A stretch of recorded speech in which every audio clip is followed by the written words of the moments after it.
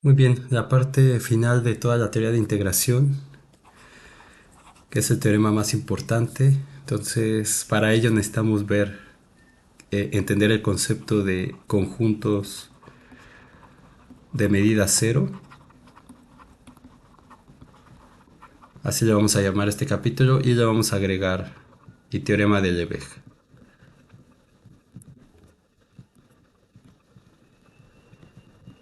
Muy bien, entonces con toda la serie de ejemplos que hemos visto anteriormente de esas funciones extrañas, eh, ya tenemos cierto entendimiento de los conceptos que vamos a aplicar acá ahora para demostrar este teorema que se va a poder aplicar a ese tipo de ejemplos. Eh, bueno, nosotros sabemos, por ejemplo, que si tenemos la recta, tenemos un intervalo, por ejemplo, de 0,1. Intuitivamente, este intervalo 0,1 tiene una longitud. Entonces, que podemos denotar como la longitud de 0,1 o con barras de valor absoluto. La longitud de este pues es el punto final menos el punto inicial. 1. Intuitivamente esto significa que el intervalo 0,1 ocupa espacio en la recta.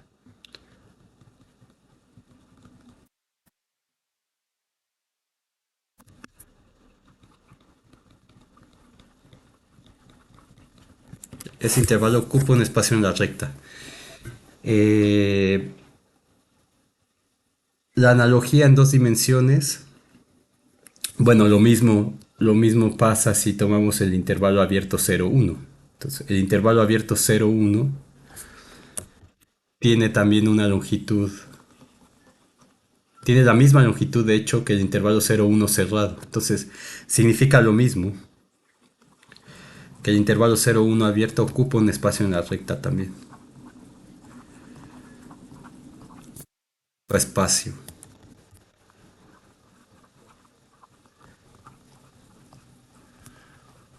en la recta numérica. El análogo dos dimensional pues sería decir que, digo, este concepto lo van a ver, estas cosas que estamos viendo acá se ven de nuevo en cálculo de varias variables y las demostraciones son una calca de las que hemos hecho acá, incluido la demostración del teorema de Lebesgue que vamos a ver y del concepto de conjuntos de medida cero, pero a más dimensiones. Entonces muchas veces dicen que en la demostración en vez de tener un punto X vas a tener un vector, por ejemplo. Entonces todo es ponerle una rayita de vector a la demostración y es exactamente válida para el espacio Rn. Entonces solamente por completez, si extendemos a dos dimensiones, por ejemplo, pues ¿qué significa que es este rectángulo de lado A? Entonces ese rectángulo va a tener un área, es A cuadrada. Entonces, intuitivamente significa que ocupa un espacio en el plano. Entonces, esto que estamos poniendo aquí sería la medida del intervalo 0,1. Esto sería la medida de un cuadrado.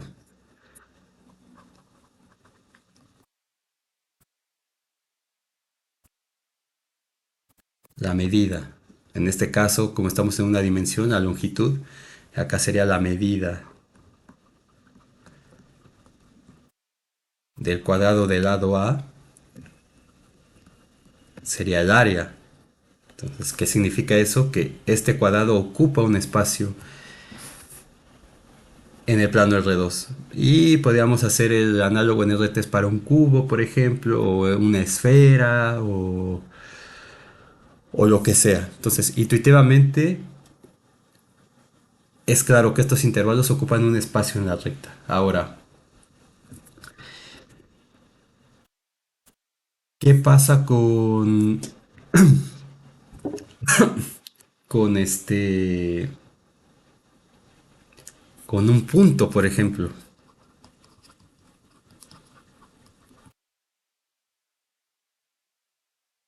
Vamos a decir x igual a uno. Entonces, pues lo podemos representar como un punto en la recta. Acá está cero, aquí está uno. Y queremos ver si este punto ocupa un espacio en la recta o no. Entonces, si tenemos el conjunto A igual al conjunto que tiene como único elemento al uno, podemos encontrar, o sea, podemos decir que para toda epsilon positiva mayor que cero existe un intervalo que vamos a llamar I1. Podemos decir que sea uno más epsilon sobre 3, por ejemplo, uno menos epsilon sobre 3. Entonces un intervalo chiquito. ¿Por qué no le pongo uno más epsilon? Porque cuando haga la longitud de este intervalo, idealmente lo que uno quiere es que este intervalo se haga tan pequeño como uno quiera, y eso se representa poniéndolo como que la longitud de ese intervalo sea menor que epsilon. Entonces esa es la razón por la cual en vez de poner epsilon aquí pongo epsilon entre 3. Porque si pusiera epsilon, esto me daría, la longitud me daría 2 epsilon, que no se puede ser menor que epsilon, aunque este resultado es correcto, porque si multiplico 2 por un número muy, muy, muy, muy chiquito, va a seguir siendo un número muy, muy, muy, muy chiquito. Digamos, pues por razones, por razones estéticas, que siempre quede menor que un epsilon. Entonces, si escogemos, o sea, para todo punto, para el punto uno existe un intervalo dado por esto,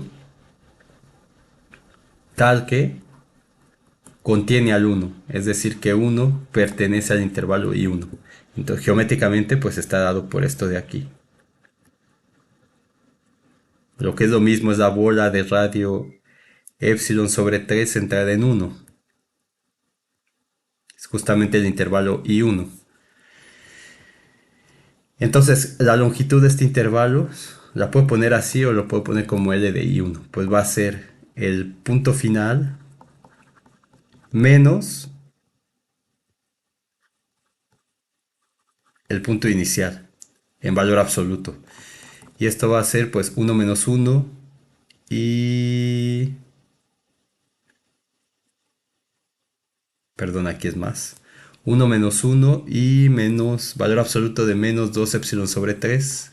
Me queda 2 epsilon sobre 3. Y esto es menor que epsilon. Entonces, ¿qué significa eso? Entonces, ¿qué significa?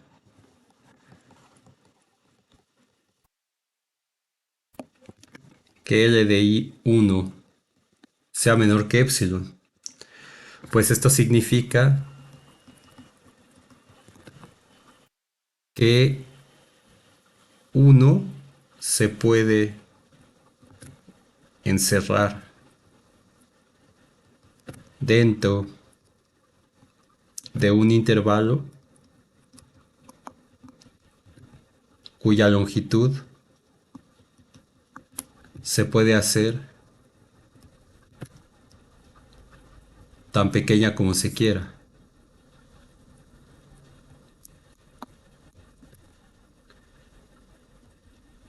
Tan pequeña como se quiera. En otras palabras, esto significa que el punto, es decir, el punto x igual a uno no ocupa lugar en la recta.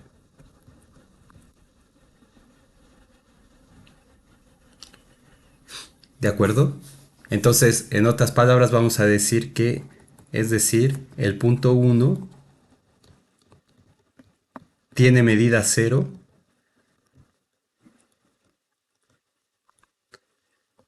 en R.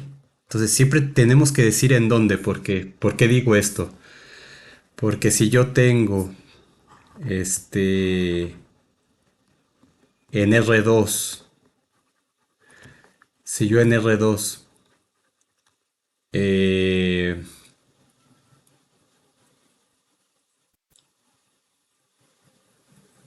pongo...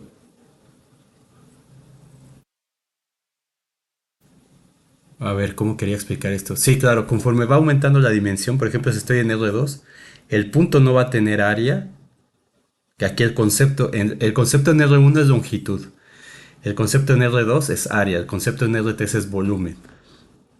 Entonces en R2 tengo tanto puntos como líneas. Entonces el punto y la línea no ocupan, no tienen área. Entonces ambos son conjuntos de medida cero en R2. En R, por ejemplo, en R, la recta, o sea, en R, la recta, por ejemplo, x igual a 2, sí tiene medida. ¿Y cuál es la medida? Pues es la longitud donde la estemos definiendo. Tengo un pedazo de recta definida, por ejemplo, en el codominio que sea. O sea, que es una función que va de... Bueno, voy a dejarlo así para no confundir más. Entonces, esta recta en R sí tiene medida, tanto así que aquí hemos visto el intervalo. Este intervalo es un segmento de recta. Entonces, ese segmento de recta en R sí tiene longitud 1. Entonces, la recta o este segmento de recta, que es un intervalo, no tiene medida 0. Es decir, ocupa espacio en la recta, pero esa misma recta o ese mismo intervalo, igual lo podría poner aquí, este, tal cual. Entonces, si estoy tomando R2 como mi espacio, este intervalo 0, 1 en R2 no ocupa espacio, no tiene área, no ocupa espacio en el plano. De acuerdo, así como si estoy en R3, entonces en ese espacio, tanto un punto como un segmento, como una figura que tiene área, no ocupa espacio en R3 porque no tiene un volumen. Pero, por ejemplo, esta área, si la veo en R2, entonces ahí sí tiene una medida que vendría a ser el cuadradito que puse aquí. Entonces, este rectángulo tiene medida 0 en R3, pero no tiene medida 0 en R2. Pero bueno, estas cosas las van a analizar de nuevo cuando lleven el curso de cálculo 4. Entonces nosotros por el momento vamos a estar pensando en R. Entonces un punto solo con esto que hemos demostrado aquí no tiene, no ocupa lugar en la recta. Es decir, cuando eso suceda vamos a decir que ese conjunto tiene una medida 0. Entonces ese punto tiene medida 0. Por supuesto, el concepto de medida es un concepto general que van a definir en análisis, que ya les había explicado antes, que tiene que ver con la definición formal de lo que es el área. La definición formal de un área es una medida, es algo más general que sirve para medir cosas de conjuntos más extraños que estos conjuntos sencillos a los que estamos habituados. Eso ya se los había explicado antes. Entonces, el concepto que generaliza el área es la medida de Lebesgue. Y como un caso particular de esa medida de Lebesgue, se tiene que un conjunto que tiene medida 0 no va a ocupar espacio en el espacio correspondiente donde estamos trabajando. Entonces se llama medida 0 o medida de Lebesgue 0, como le quieran llamar.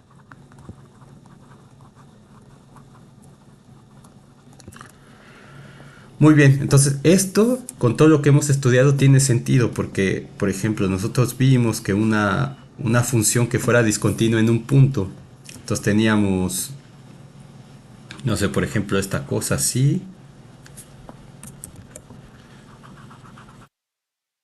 y luego aquí tenía un cierto valor, un hoyo, y aquí seguía, por ejemplo, de 0 a 1. Y veíamos que la función en un medio valía 1. Entonces, esta función era una función discontinua. ¿En dónde? En x igual a un medio.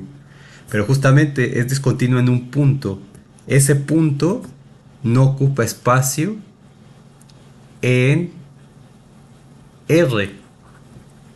Y ese punto va a generar intuitivamente, cuando la partición sea muy fina, una línea. Al final, pero si hacemos el proceso de límite, ¿se acuerdan qué hacíamos? Pues encerrábamos este punto en un intervalo como estos, dado por la partición. ¿Se acuerdan que era que el xy menos 1 xy estuviera contenido aquí en un medio, por ejemplo? Y entonces se pedía que la diferencia entre ellos dos fuera menor que epsilon o que una delta. Le habíamos puesto en ese caso, que para efecto es lo mismo, para un número muy chiquito. Y entonces eso significaba que se podía hacer tan pequeño como se quisiera. Entonces, si lo voy haciendo más pequeño, en un proceso de límite, me va a generar una recta. Y justamente lo que hace la integral es sumar áreas de rectángulos. Entonces, lo cual se traduce en sumar conjuntos que tienen medida distinto de cero. Entonces, cuando nosotros sumamos todos los rectángulos, justamente este de aquí no va a aportar al área porque tiene medida cero en R2 y está generada por el punto de discontinuidad que tiene medida cero. ¿De acuerdo? Entonces este concepto de medida cero concuerda con lo que hemos estudiado hasta el momento.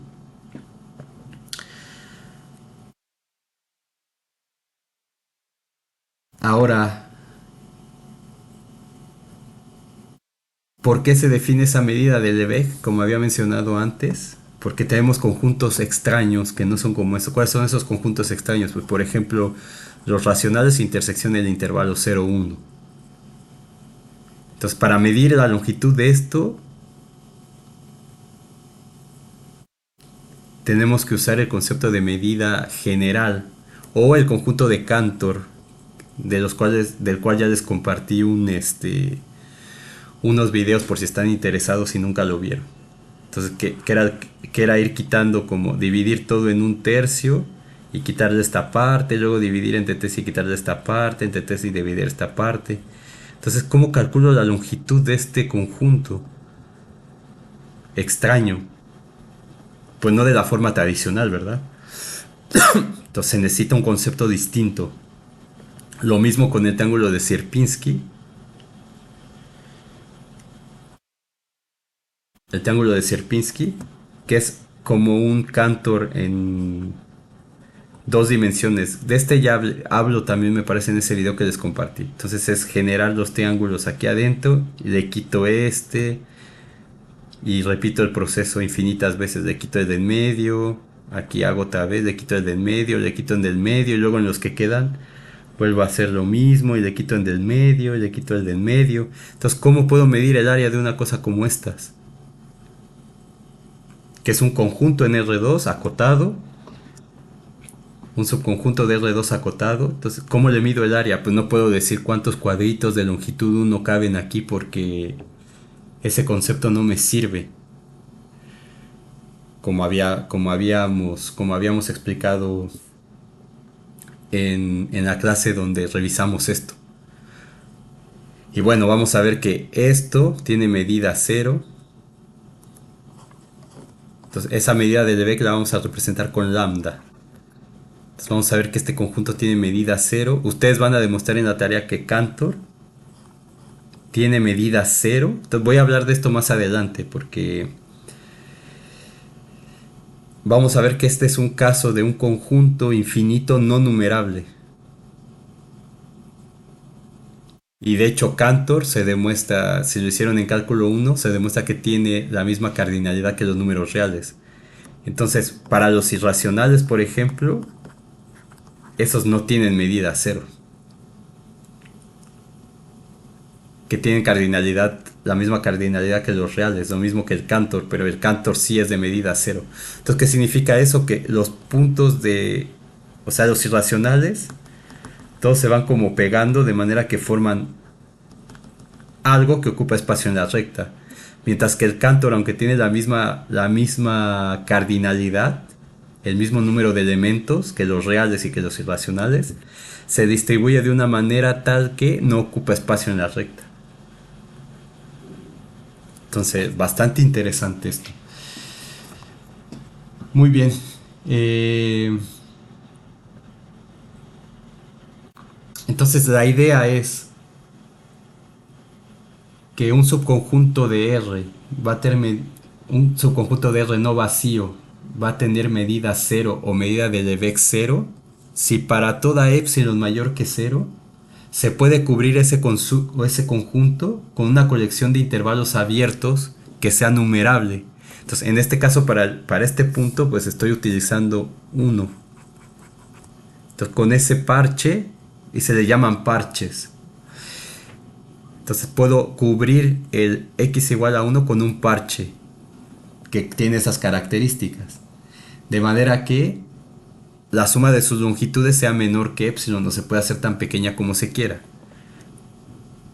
Entonces, si puedo hacer eso con el conjunto que sea, si puedo cubrir todos los elementos de ese conjunto con parches tales que la suma de sus longitudes se puede hacer tan pequeña como yo quiera, entonces ese conjunto no va a ocupar espacio en la recta y vamos a decir que es un conjunto de medida cero. Y eso va a ser la primera definición de este capítulo. Entonces vamos a ponerle definición 1.9.1. Ese subconjunto de R tiene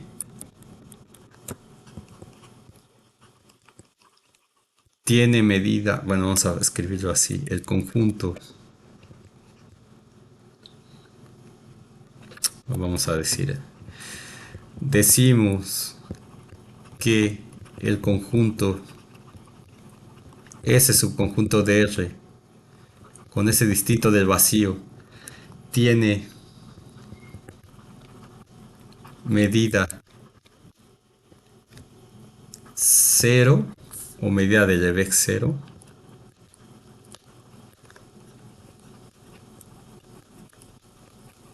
Sí, solo sí.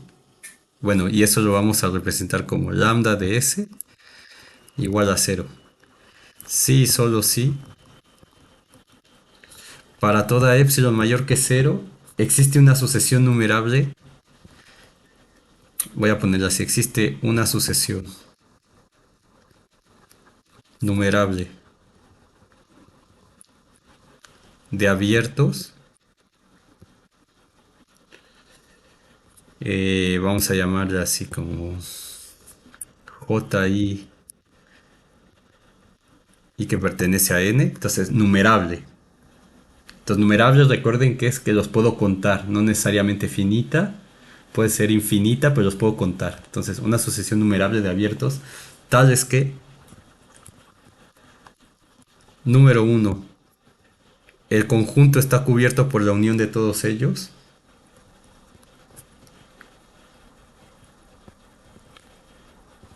Entonces, este i que pertenece a n es lo mismo que poner la unión desde igual a uno hasta infinito de esto de aquí. Entonces, es exactamente lo mismo. Y número 2, que la suma de sus longitudes sea menor o que pueda ser tan pequeña como se quiera. Entonces, la suma desde igual a uno hasta infinito de la longitud. Le podemos poner valor absoluto o L. Vamos a poner valor absoluto de JI. Se puede hacer tan pequeña como se quiera. Entonces, ¿qué dice esto? Este, coloquialmente o en palabras podemos decir que el conjunto S se puede cubrir con intervalos, eh, parches cuya suma de longitudes sea tan pequeña como se quiera.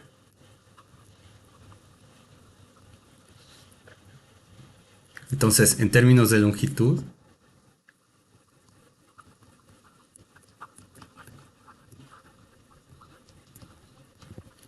eh, significa que S no ocupa espacio en la recta. ¿De acuerdo? Entonces, esto es como una observación, si le quieren llamar así. La definición es esta. Y entonces la hemos entendido por el ejemplo que puse acá.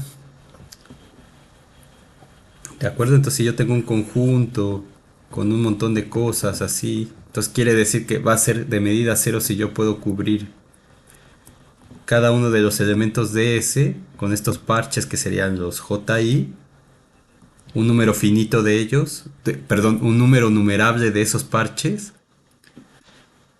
Entonces aquí hay un ejemplo interesante porque les había puesto esto se cambió de lugar. Les había puesto el conjunto de Cantor y el conjunto de Cantor es infinito no numerable. Entonces, ¿cómo cubro un infinito no numerable con una cantidad finita, con una cantidad numerable de parches? Bueno, pues se puede hacer. Eso es parte de la tarea. Y tal que la suma de todas estas longitudes se puede hacer tan pequeña como se quiera, que traducido en el lenguaje matemático quiere decir que para toda epsilon la suma de esas longitudes sea menor que esa epsilon. Entonces, si yo doy una epsilon muy chiquita, esto va a ser menor que ese número chiquito. Y si doy un número mucho más chiquito, esta suma de longitudes va a ser menor que ese número chiquitito que estoy dando.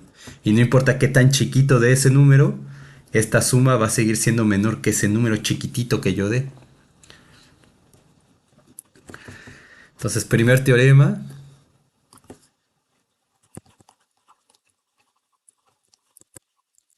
Vamos a demostrar que cualquier subconjunto finito tiene medida cero. Digo, podríamos demostrar en general que cualquier conjunto numerable tiene medida cero, pero vamos paso a paso para ir entendiendo la definición. Entonces, cualquier conjunto o cualquier subconjunto de R finito tiene medida cero.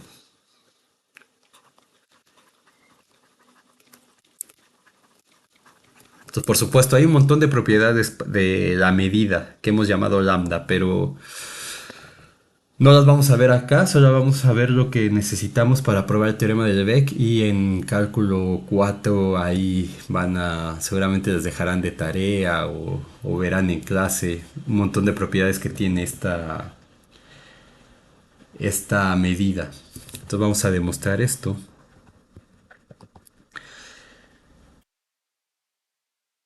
Entonces, ¿qué tenemos que demostrar? Por demostrar que para toda epsilon mayor que 0 existe una sucesión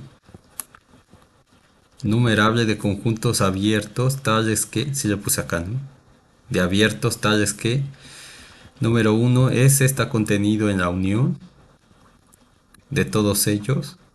Y número 2, que la suma de las longitudes se puede hacer tan pequeña como se quiera. Eso es lo que tenemos que demostrar. Ahora, como estamos apenas aprendiendo y tratando de entender esta definición, vamos a ir paso por paso. Entonces tenemos ese subconjunto de R finito. Entonces, como es finito, puedo contar. Entonces, S lo puedo escribir sus elementos, los puedo etiquetar. Entonces, sus elementos van a ser, voy a decir que sea x1, x2, hasta xn. Ese es su conjunto de R. Entonces, porque es finito. Entonces, eso los puedo representar en la recta. ¿Por qué? Porque es un conjunto de números reales, un subconjunto de números reales que se puede ordenar, porque el conjunto de números reales es un campo ordenado completo. Entonces, pues puedo poner que x1, los puedo etiquetar de manera que x1 sea menor que x2, menor que x3, x4, etcétera, hasta xn. ¿De acuerdo? Entonces, ¿qué es lo que tengo que hacer? Tengo que encerrar cada uno de estos en un parche, en uno de estos. Entonces tengo que encerrar en un parche de radio epsilon. Entonces i1, i2, i3, i4, porque la primera condición es que todo el conjunto esté contenido en la unión de todos estos. Entonces, los parches que vamos a tomar son i igual a xi menos ¿qué le ponemos? Epsilon 1 vamos a llamarle. Entonces, aquí se ve que va a ser el epsilon dividido entre alguna n, que es el número de puntos, para que me dé que la longitud es menor que epsilon. Pero entonces, como si no tengo mucha experiencia en esto, pues yo le pongo que es que el i1 es el x1 menos epsilon 1, que le voy a poner i, coma, x1 más epsilon 1. Y el x2 y el i2 va a ser x2 menos epsilon 2 más x2, x2 más epsilon 2. Y luego el i3 va a ser x3 menos epsilon 3, x3 más epsilon 3, etcétera, hasta el n. Y n va a ser xn menos epsilon n, xn más epsilon n. Entonces esto para toda i, desde 1 hasta n, que es el número de elementos que tiene el conjunto S. Ahora, ¿cuál es la longitud de esto? Pues la longitud de este i va a ser xi más epsilon i. Creo que por acá había cometido un error. A ver, ahora que estoy viendo esto. Claro, aquí lo puse al revés, perdón. Déjenme corregirlo. Seguramente se dieron cuenta de este error, pero... Entonces aquí le quitamos. Al final de cuentas, pues no es tan importante, pero hay que hacerlo bien. Entonces, aquí me equivoqué otra vez. Es uno más y uno menos. Entonces me queda más 2 epsilon sobre t menor que epsilon. Muy bien. Y entonces aquí tenemos menos xi menos epsilon i. Esto me queda xi más epsilon i menos xi más epsilon i. Y esto va a ser igual a valor absoluto de 2 epsilon i. Como epsilon i es mayor que 0.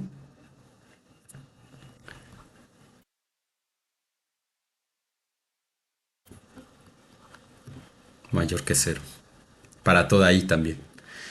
Entonces, como esto es mayor que 0 para toda i, pues esto es igual a 2 epsilon i. Esa es la longitud.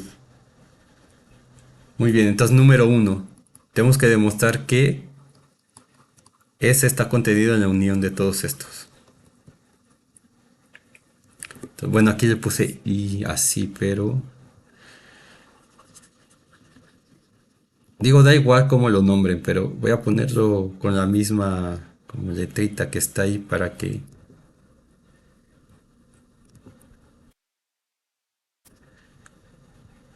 no se confundan, pero pueden usar realmente la letra que ustedes quieran, a final de cuentas. Entonces, son nombres. Aquí le llamé así, está como I garigoleada, pero puede ser una I mayúscula, puede ser un J o lo que sea.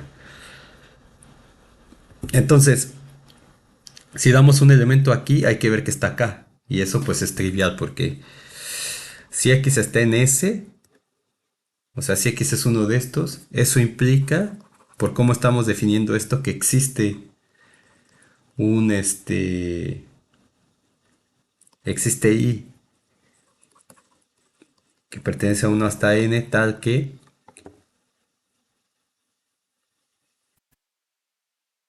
X pertenece al intervalo I que está dado como xi menos epsilon i, xi más epsilon i.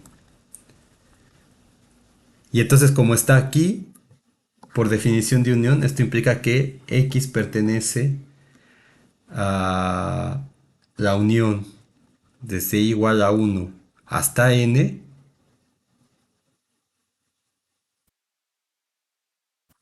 de ji, por definición de unión.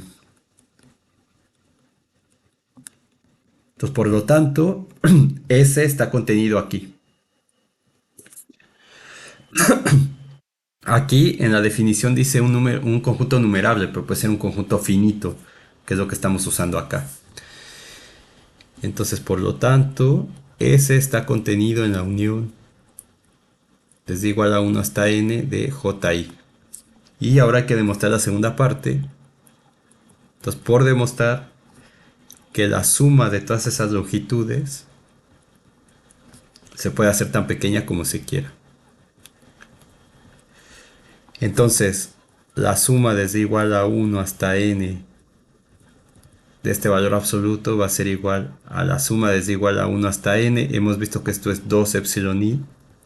Entonces esto es igual a 2 por la suma desde igual a 1 hasta n de epsilon i. Ahora, intuitivamente nosotros sabemos que si para un punto puedo hacer esto tan pequeño como yo quiera, entonces para dos puntos seguramente la epsilon la tengo que escoger como epsilon entre 3.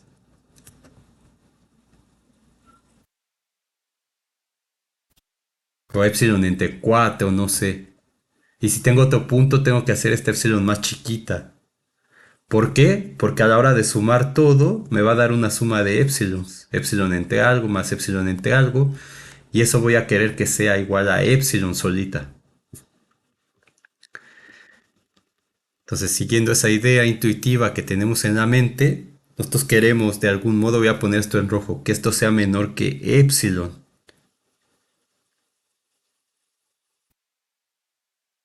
O sea, aquí voy a poner esto en rojo porque no lo tenemos demostrado. Es decir, queremos epsilon i tal que la suma desde igual a 1 hasta n de epsilon i sea menor que epsilon entre 2.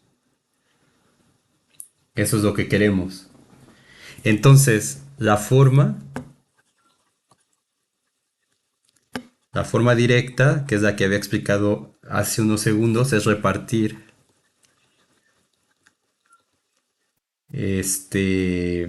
la epsilon i entre los n puntos. Entonces podemos escoger epsilon i igual a epsilon sobre n y algún coeficiente acá. Entonces voy a llamar a este coeficiente... Aquí no tengo nada referente al intervalo AB, ¿verdad? No. Entonces voy a llamarle A. Y ahora vemos quién es ese A. Entonces si esto es así, para toda I. Entonces si esto es así, entonces la suma desde igual a 1 hasta n de ji es 2 veces la suma desde igual a 1 hasta n de epsilon i. Y esto sería 2 veces la suma desde igual a 1 hasta n de epsilon entre an. Entonces noten que ninguno de estos depende de i. Entonces sale y me queda 2 epsilon entre an por la suma desde igual a 1 hasta n de 1. Entonces, ¿qué significa esta suma? Que tengo que sumar los n naturales. O sea, tengo que sumar n veces 1. O sea, esto es igual que 2 epsilon entre an. Lo pongo paso a paso porque luego esto confunde. Es sumar n veces 1. Entonces es 1 más 1 n veces. Entonces, ¿cuánto es eso? Pues n veces 1. Entonces me queda 2 epsilon entre an por n. Esto se va con esto y me va a quedar 2 epsilon sobre a. Y quiero que eso sea menor que epsilon, entonces puedo escoger a igual a 4. Entonces de aquí tomamos a igual a 4, es decir, epsilon i igual a epsilon entre 4n para toda i desde 1 hasta n.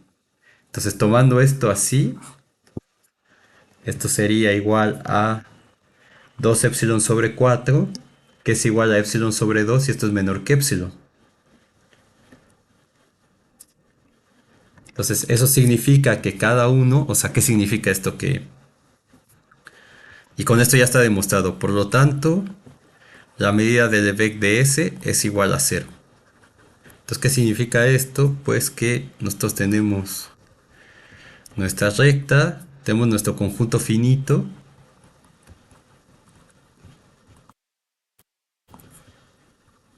y entonces hemos encerrado cada uno de estos en un intervalo.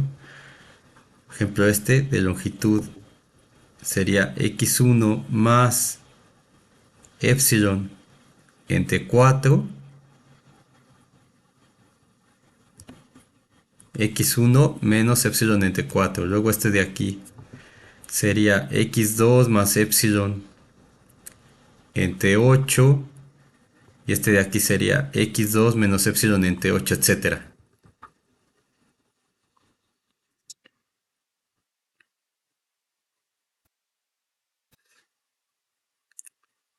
Eh... Ah, no, perdón. Aquí le estoy cambiando esto. Entre 4n, etcétera.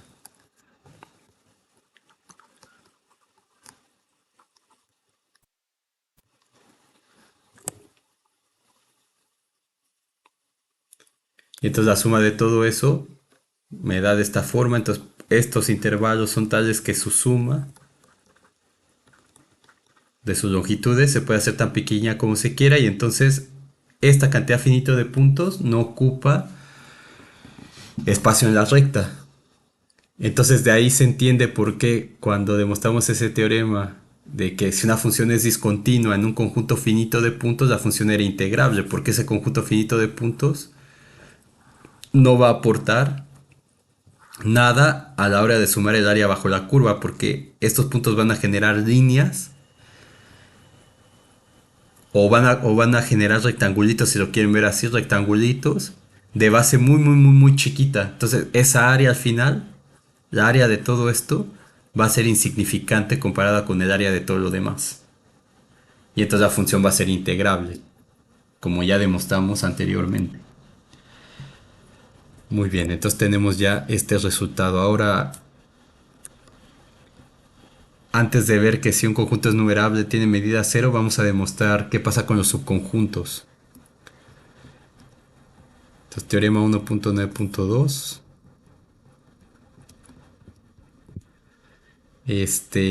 Si A es un subconjunto de S tal que S tiene medida cero, entonces la medida del conjunto A es cero también. ¿De acuerdo? Entonces, si tengo un subconjunto de un conjunto de medida cero, pues ese conjunto va a tener medida cero también. Entonces, sea A un subconjunto de S tal que la medida de S es igual a cero. Entonces, por definición, existe, o sea, más bien, para todo epsilon mayor que cero, existe una sucesión numerable de intervalos n sub i. Aquí le pongo desde igual a 1 hasta infinito, pero eso es exactamente lo mismo que poner y que pertenece a n. ¿De acuerdo? Son la misma notación. Entonces, si están viendo esto, voy a ponerlo así. Porque puede ser que lo ocupe de manera indistinta, pero ya saben qué significa, que significa exactamente lo mismo. Entonces existe esta familia de intervalos numerables tales que eh, S está cubierto por la unión de todos ellos y la suma de las longitudes se puede hacer tan pequeña como se quiera. Tan pequeña como se quiera. Muy bien, ahora como A es un subconjunto de S y S está cubierto por esta unión, entonces esto implica que A está cubierto por la unión de I que pertenece a N de I.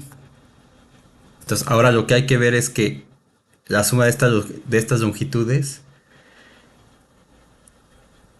sea menor que epsilon, pero justamente son los mismos intervalos. Entonces, por la segunda condición, no tengo que hacer nada. Esos intervalos ya tienen una suma de longitudes menores que epsilon, tan pequeñas como se quiera. Y entonces, como A está cubierto por este y estos intervalos, que son los parches que cubren a A, son tales que la suma de sus longitudes son menor que epsilon o son tan pequeños como se quiera, pues es la definición de conjunto de medida cero. Entonces, por lo tanto, la medida de A es igual a cero de manera trivial. Muy bien, entonces lo que quiere decir aquí esto es que la misma familia que cubre a S, sirve como una cubierta de A. Y la suma de las longitudes de los intervalos que cubren a S, que también cubren a A, no ha cambiado. Sigue siendo tan pequeña como se quiera. Y entonces, como ese epsilon es arbitrario, para toda epsilon existe esa familia, este conjunto A es de medida cero. Muy bien, ahora vamos a ver que todo conjunto numerable tiene medida cero. Teorema 1.9.3. Si S, su conjunto de R, es numerable, entonces ese conjunto tiene medida cero. Es un teorema muy útil porque esto nos va a dar un montón de cosas que tienen medida cero, como los racionales, los enteros, etcétera. Entonces todo conjunto numerable de R, todo subconjunto de R numerable tiene medida cero. Entonces vamos a demostrar esto. Entonces ahora lo que tenemos es un conjunto numerable infinito, a diferencia del pasado que era un conjunto finito.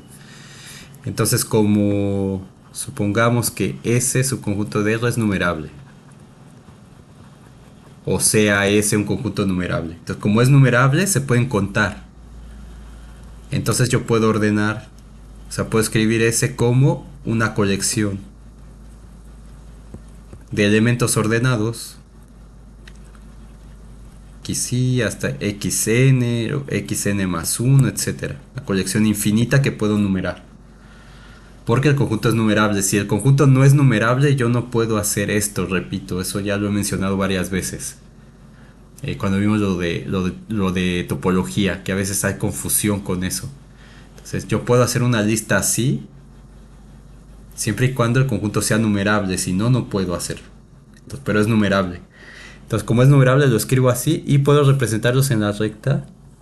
O sea, ¿qué pasa si el conjunto tiene un montón de números ahí revueltos? Ah, pues yo los empiezo a contar de tal manera que el primero sea el más pequeño y vayan creciendo.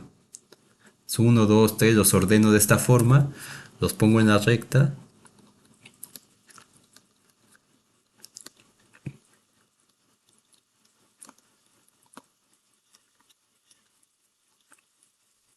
Y no hay ningún problema con esto. Entonces, ¿qué es lo que hay que hacer? Bueno, voy a escribirlo de nuevo para tenerlo, para que se nos quede grabado. Por demostrar que para todo epsilon mayor que cero existe una colección finita, perdón, una colección numerable de conjuntos abiertos tales que cubran a todo. Ay, se me hizo una línea ahí.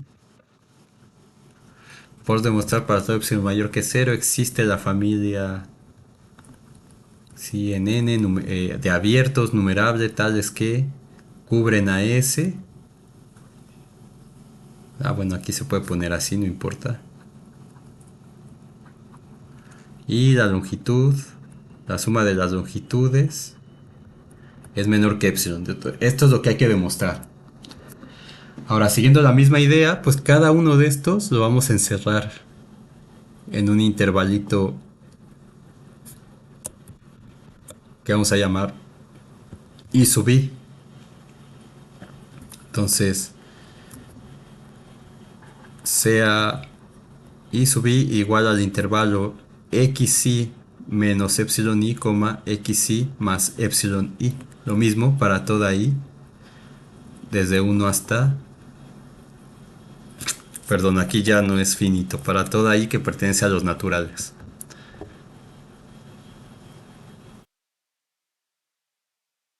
Muy bien, entonces este tiene la propiedad de que el xy pertenece a cada uno de estos. Notar que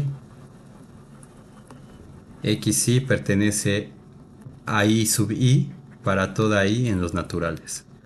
Y la longitud de estos ji pues va a ser exactamente igual que la que habíamos calculado antes,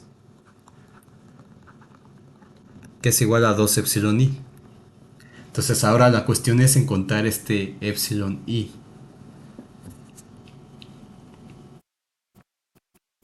para que se cumpla esto. Entonces número uno, hay que ver que S está contenido aquí.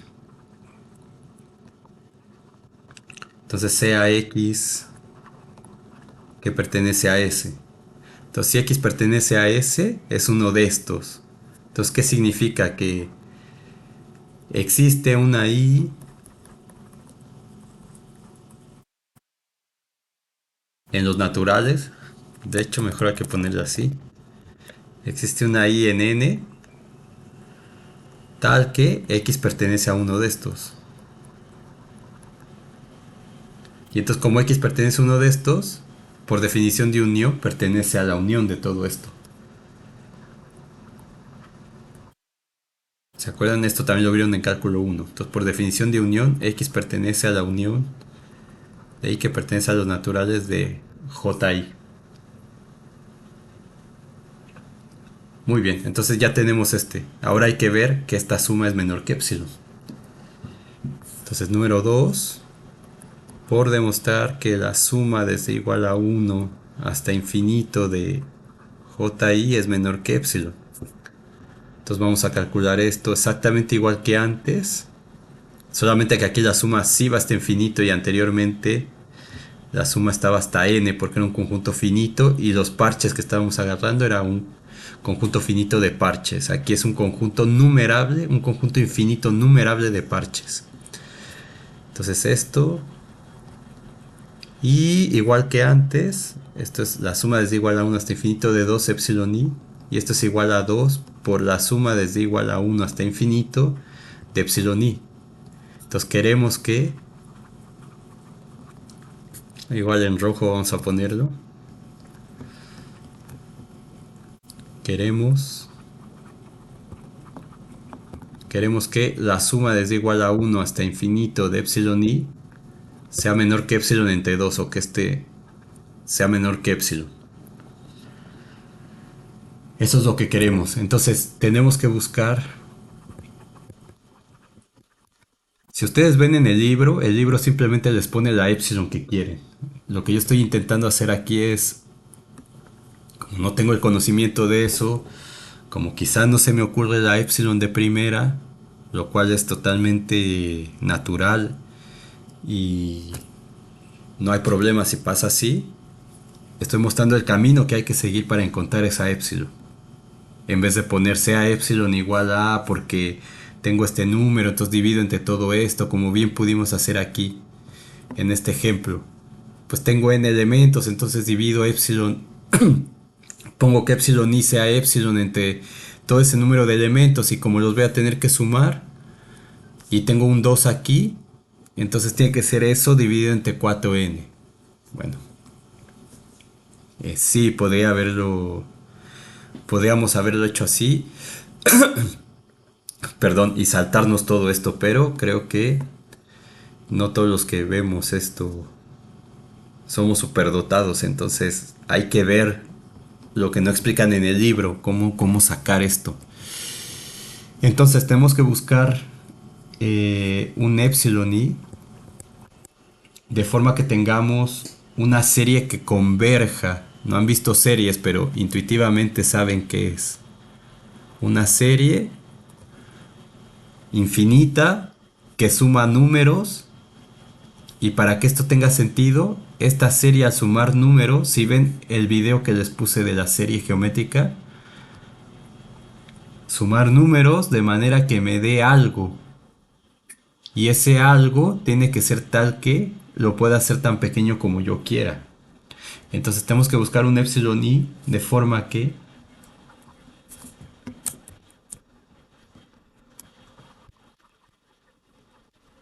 tengamos una serie convergente.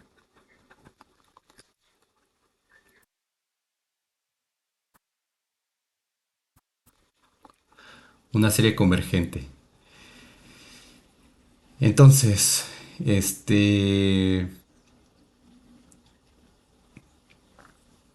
intuitivamente, pues, por ejemplo, si decimos que epsilon uno sea epsilon entre 2 al cuadrado, por ejemplo. Entonces, la longitud de epsilon uno va a ser igual a 2 veces epsilon entre 4, que es epsilon entre 2. Y si epsilon entre 2 lo hago igual, la longitud va a ser la misma. Y entonces cuando yo sume estos dos, digamos pensando solamente con dos puntos, esto va a ser igual a epsilon, la suma. Tal vez aquí le puse así. La suma de esto va a ser igual a epsilon entre 2 más epsilon entre 2, que es igual a epsilon, que no es menor que epsilon. Digamos, aunque sí lo es, pero para que la cosa se vea estética, pues aquí debería ser epsilon entre 2. Entonces aquí decimos, bueno, tiene que ser así. Pero si le agrego otro punto,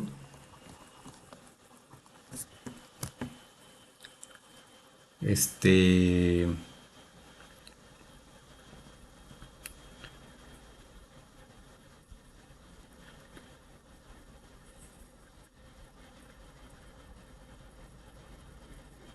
Aquí sería así. Entonces le agrego ese punto y lo dejo así. La longitud va a ser la misma. Y entonces cuando yo sume me va a quedar epsilon entre... Perdón, así. Me va a quedar epsilon entre 4 más epsilon entre 4 más epsilon entre 4. Y esto va a ser igual a 3 epsilon entre 4, que es menor que epsilon.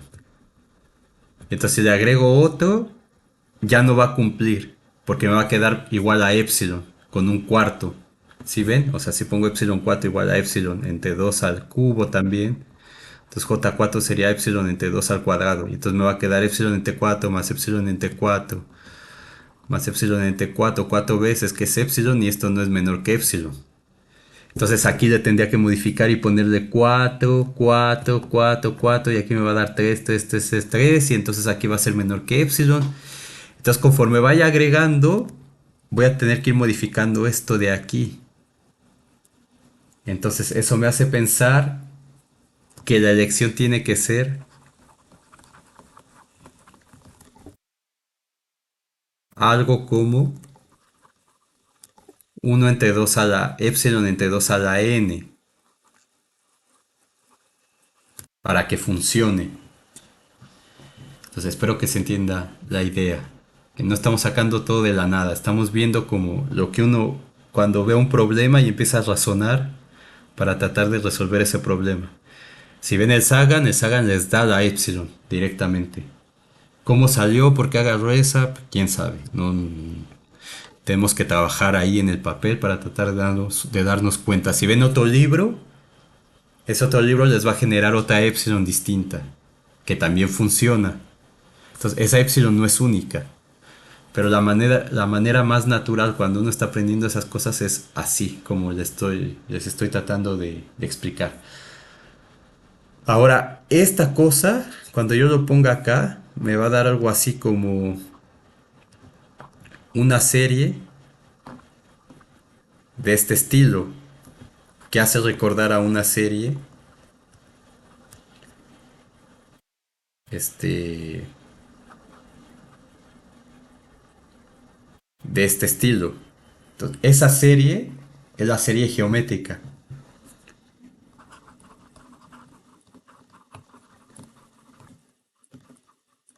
Por eso les compartí ese video, porque no hemos visto series. Se supone que es una cosa que hay que ver aquí al final. Pero en cálculo uno de los 4 semestres anteriores, pues nos dan cálculo uno 2 3 4 1 2 3 4. Entonces, el anterior cálculo uno empezamos motivando las cosas con la serie geométrica, que es ese video que les compartí. Ese video no lo hice ahora. Y no lo iba a hacer porque no forma parte del curso. Y me parece que era una buena explicación, aunque ese curso lo dimos presencial, pero habían muchas cosas que quedaban en el área y que no entendían bien. Entonces, aparte de dar las clases presenciales, subíamos videos y bueno, y estuvieron los paros y todo eso. Entonces, fue una buena idea para reforzar más trabajo, pero al menos queda para ahora, por ejemplo, para ustedes. Si no lo vieron, revisen ese video.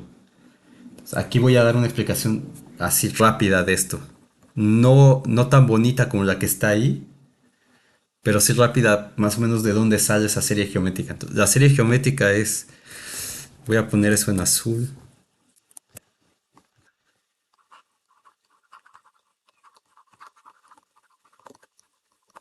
que esto va al margen. Entonces, la serie geométrica es una serie que se puede escribir como, primero como una cosa finita, que es a más a por r más a por r cuadrada, etcétera, hasta a por r a la n. Y entonces el truco que uno hace acá, y seguramente la vieron en cálculo uno también o en álgebra o en geometría analítica, multiplica uno por r esta, y me queda rs igual a por r más a por r cuadrada, más a por r a la n, que sería el anterior a la r, a por r a la n menos uno por r, pues a la r, n más a la r a la n más uno. Y entonces uno resta y le queda s menos rs igual a este menos este. Entonces este se cancela así y nos va a quedar a menos a por r a la n más uno. Entonces, ¿qué es lo que tenemos? S por 1 menos R es igual a por 1 menos R a la n más uno. Y entonces la S me queda como A por 1 menos R a la n más uno sobre 1 menos R. Entonces, y esto vale para R distinto de 1. Muy bien, ahora cuando uno hace la serie infinita, uno escribe la serie, la suma desde igual a 1, perdón, hasta infinito de a la RI, eso me va a dar A, perdón, desde cero. Entonces, esto me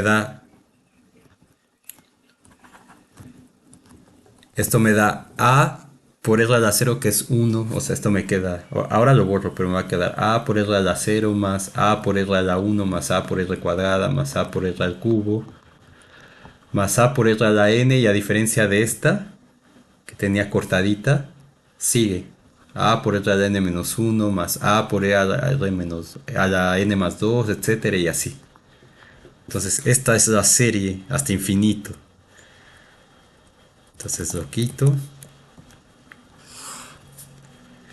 Vamos a tener que esta serie se puede escribir como el término 0 me va a quedar a más la suma desde igual a 1 hasta infinito de a la RI.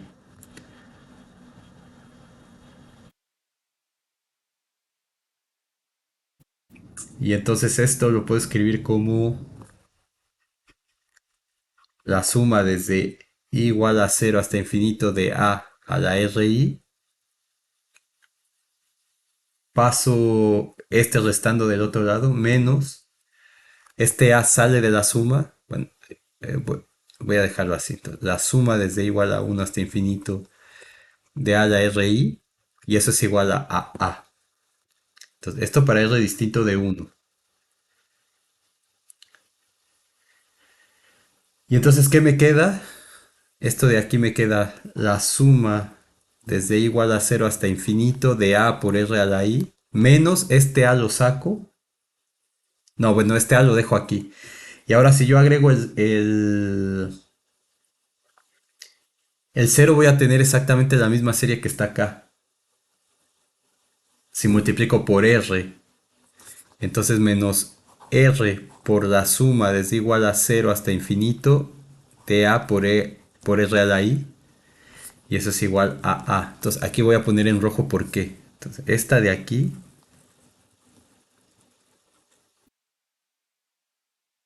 de a la RI, pues me queda A por R a la 0 por... O sea, me va a quedar así. Voy a ponerlo paso a paso. R por A, R a la 0 más A por R a la 1 más A por R a la 2, etcétera.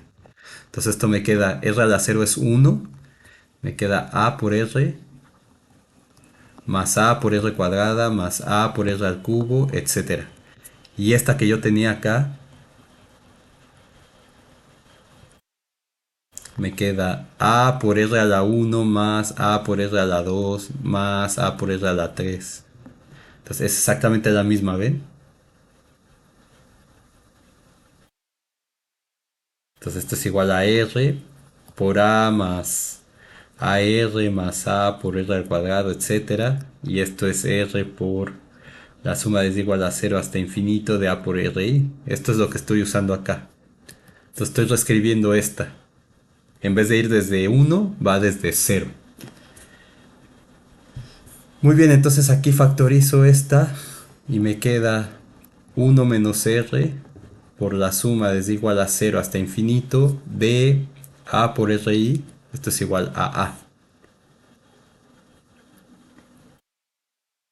Entonces con esto obtenemos que la suma de esta serie desde igual a 0 hasta infinito de A a la RI va a ser A por 1 menos R. Entonces esto para R distinto de 1. Ahora, eso no lo voy a hacer acá, pero este, ¿cómo era la convergencia de esta cosa? Si esta cosa converge, si valor absoluto de R es menor que 1 y diverge si valor absoluto de R es mayor que 1 y es para R distinto de 1. Entonces en nuestro caso tenemos que A vale 1 y R es igual a un medio, que es lo que tenemos acá.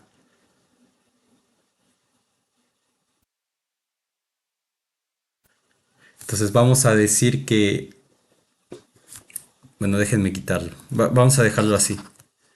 Entonces esta es la serie geométrica.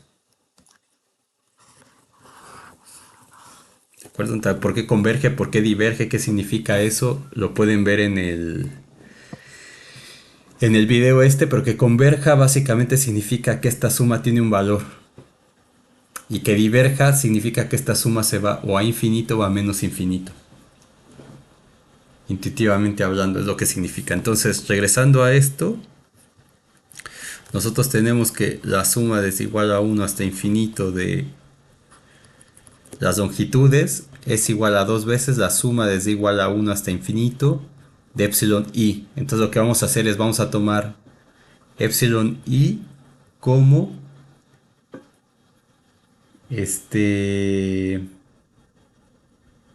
a por un medio a la i. Y luego vamos a ver quién tiene que ser a para que esto converja, para que sea menor que epsilon. Entonces, esto va a ser igual a 2 por la suma desde igual a 1 hasta infinito. Aquí estamos usando esta información de acá. Entonces, un a y un R chiquito. Entonces, ¿cuál puedo agarrar? Pues un medio, puede ser un tercio también o lo que fuera, pero que fuera menor que uno.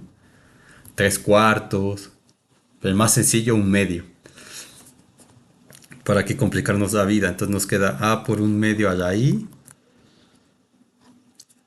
Este A no pinta, entonces me queda como 2 por A. Bueno, si quieren aquí está, ¿no? Esto va a ser igual a aquí R es igual a un medio. Entonces vamos a dejarlo así. Entonces me queda 2 por A por R a la I, que es esto de aquí. Me va a quedar igual a A sobre 1 menos R, que es un medio.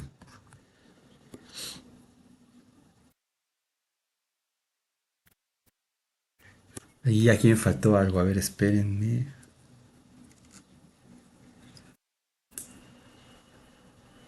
Si está bien esto. Mm.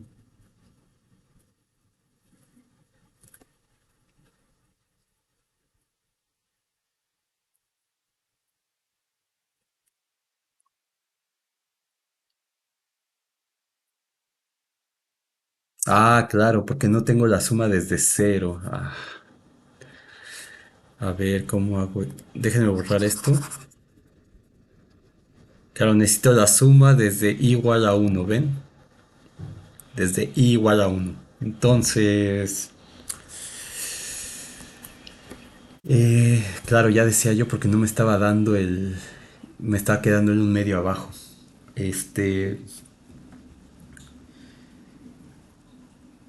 Entonces esto, a ver, la suma desde igual a cero hasta infinito de ARI es igual, cuando vale cero me queda A por el lado a cero que es uno más la suma desde igual a uno hasta infinito de ARI.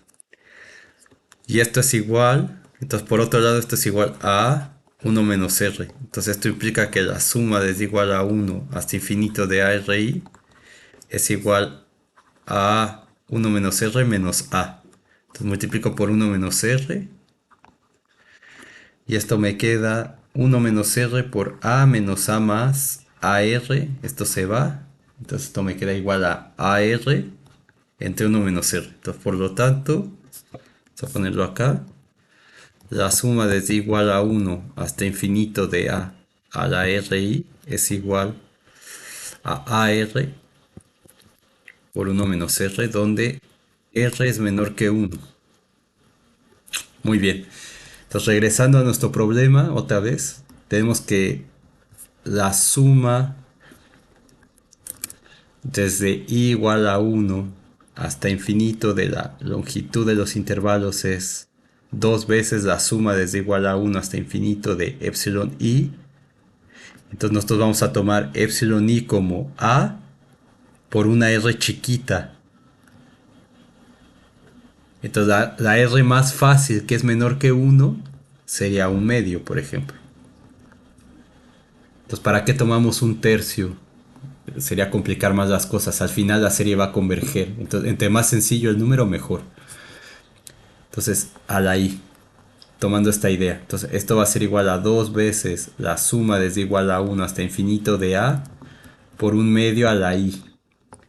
Entonces, aquí r vale un medio y es menor que uno. De hecho, esto es lo que estamos usando para escoger esa epsilon. Entonces esto va a ser igual a dos veces a, el mismo a, por r, que es un medio, sobre uno menos un medio. Y esto me queda 2 por a por un medio sobre un medio. Y esto es igual a 1, entonces me queda igual a 2a. Y nosotros queremos que esto sea menor que epsilon. Entonces, ¿qué me dice esto? Pues debemos escoger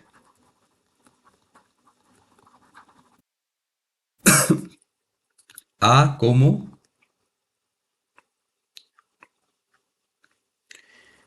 epsilon sobre 4, para que aquí me quede epsilon sobre 2 y eso sea menor que epsilon. Entonces, es decir, epsilon i tiene que ser igual a epsilon sobre 4 por un medio a la i. Entonces, si eso pasa, la suma desde igual a 1 hasta infinito de estas cosas, que es igual a 2 veces a, o bueno, si quieren lo puedo poner. Sí, ya, porque aquí ya lo hicimos. Entonces, 2 veces a es igual a 2 por epsilon sobre 4, que es igual a epsilon sobre 2, que es menor que epsilon.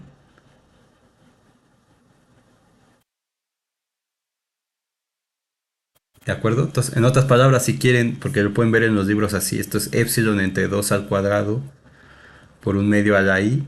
Entonces, lo pueden encontrar como epsilon entre 2 a la i más 2. Entonces, esas son las epsilons que hay que tomar. Entonces, ¿qué significa eso? Que epsilon 1 es epsilon entre 2 al cubo. Luego epsilon 2 sería epsilon entre 2 a la 4, etcétera. Entonces, por lo tanto,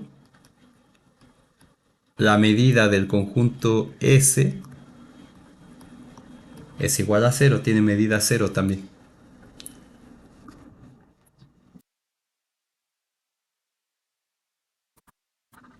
Y hemos demostrado el teorema. Entonces, con esto, ¿qué conjuntos son numerables? Por ejemplo, n, z, q, 2z, 4n, etcétera, lo que sea. Q intersección 0, 1, n intersección, bueno, ahí ya me daría un conjunto finito. Esto, por ejemplo, entonces todos estos, por el teorema, son numerables. Por lo que demostraron en cálculo 1. Son numerables. Y de hecho tienen todos la misma cardinalidad.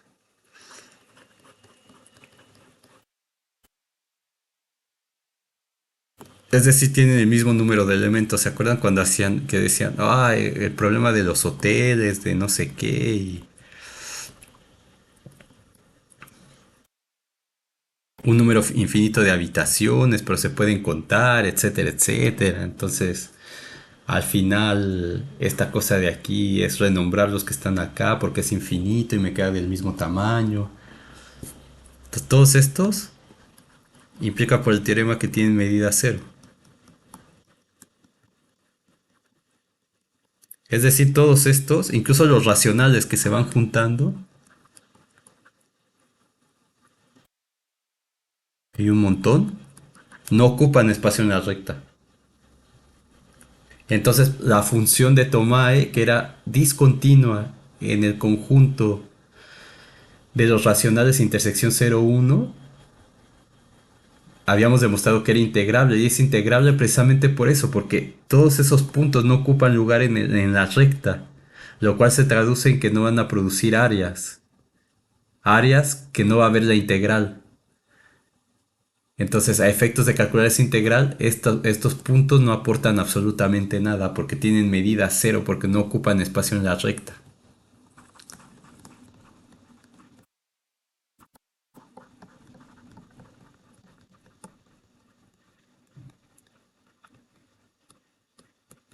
Entonces, todos tienen medida cero. Ahora,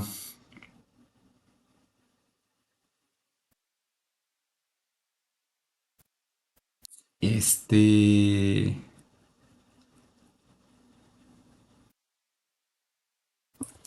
Ahora vamos a demostrar que la unión numerable de conjuntos de medida cero también tiene medida cero. Teorema 1.9.4, si no me parece, sí.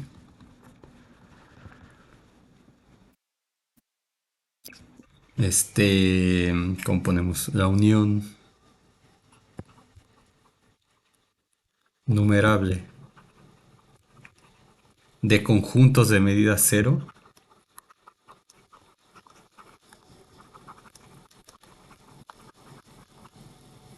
tiene medida cero.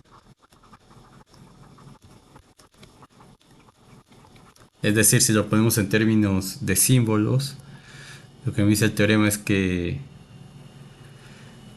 si tengo una colección S1, S2, etcétera, numerable,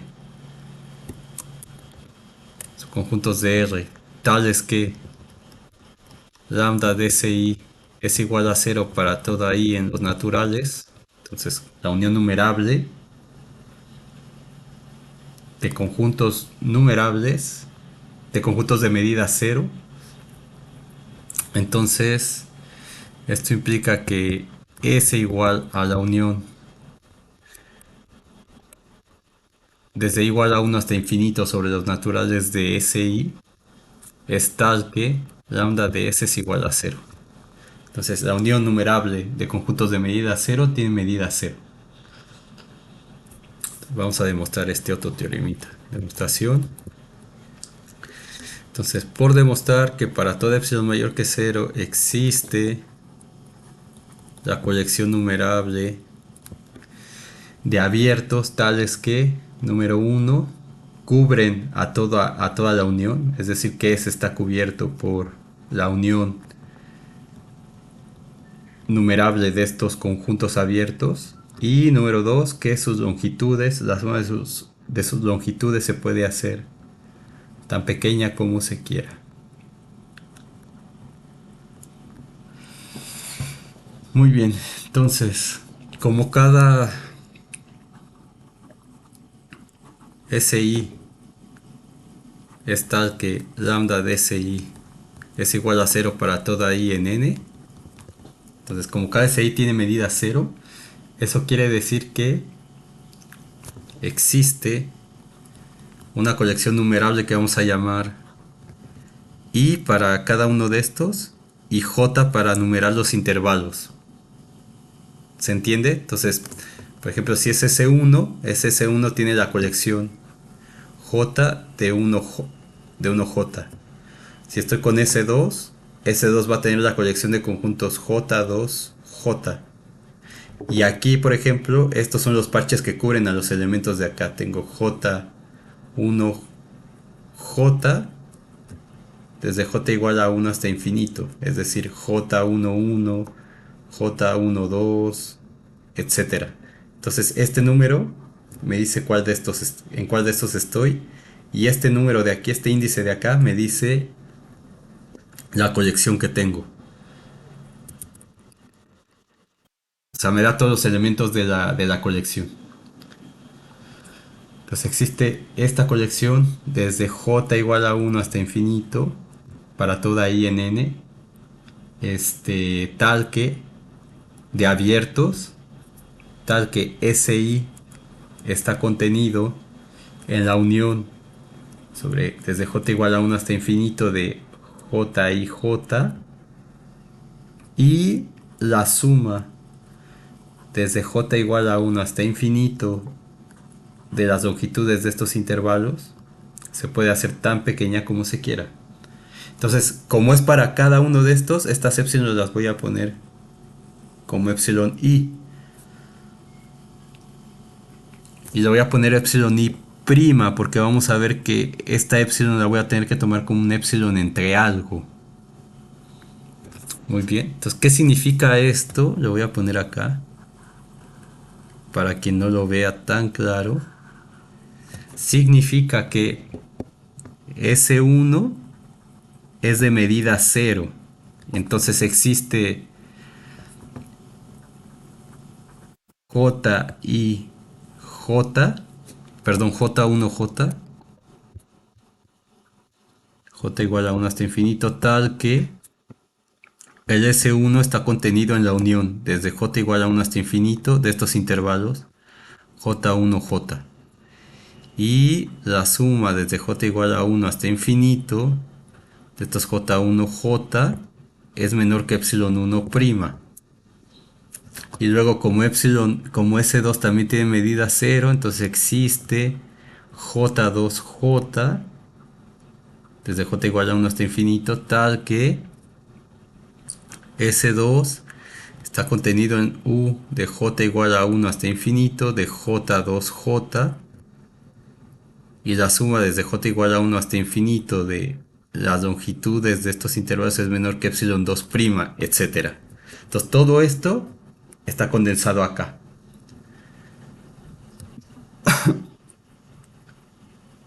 Muy bien, ahora vamos a utilizar una propiedad de los conjuntos que seguramente vieron en cálculo o en álgebra, que la voy a poner aquí recordando.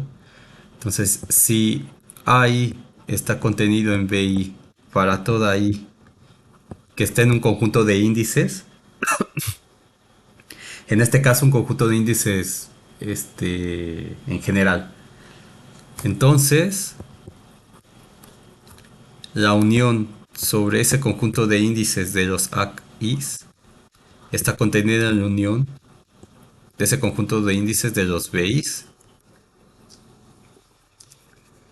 ¿De acuerdo? Y la demostración de esto, si quieren, la hacemos. Es muy simple. Entonces damos un elemento aquí y vemos que está acá. Entonces si X está aquí, utilizando esto como hipótesis. Entonces si X está aquí, esto significa que existe por definición un I que vamos a llamar I0 en el conjunto de índices tal que X pertenece a uno de estos de aquí. Pero este está contenido acá, para toda I. Entonces, en particular para I0, por hipótesis. Entonces, eso implica que X está acá. Y como X está acá, por definición de unión, eso implica que X está en la unión de I que pertenece a lambda de BI, siendo este I0 uno de estos Is en el conjunto de índices de acá. Entonces, esta propiedad lo que me dice es que como, o sea, para utilizarla, como el SI está contenido en la unión de J igual a 1 infinito o J sobre los naturales de IJ, que sería mi conjunto BJ en este contexto, este, entonces la unión en el conjunto de índices n de los SIs, utilizando esto, está contenido en la unión sobre ese mismo conjunto de índices del conjunto B, que en este caso es esta unión de aquí.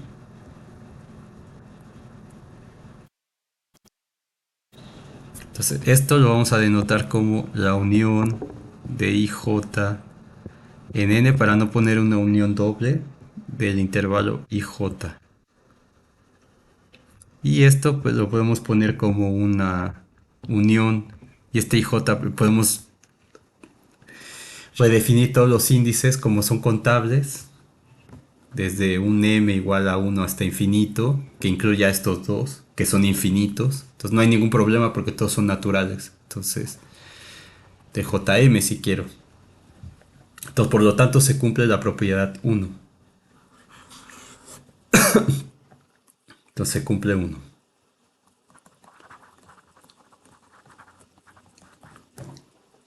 Y ahora hay que ver qué pasa con el, el número 2. Entonces, tomamos la suma desde igual a 1 hasta infinito.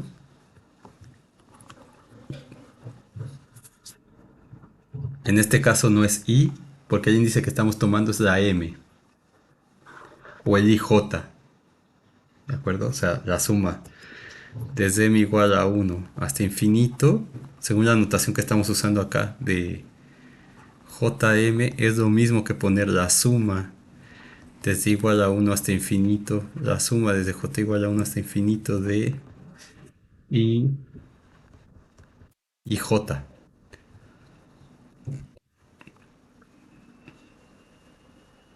¿De acuerdo? Pero esta, ¿dónde está? Desde j igual a 1 hasta infinito es menor que epsilon i prima.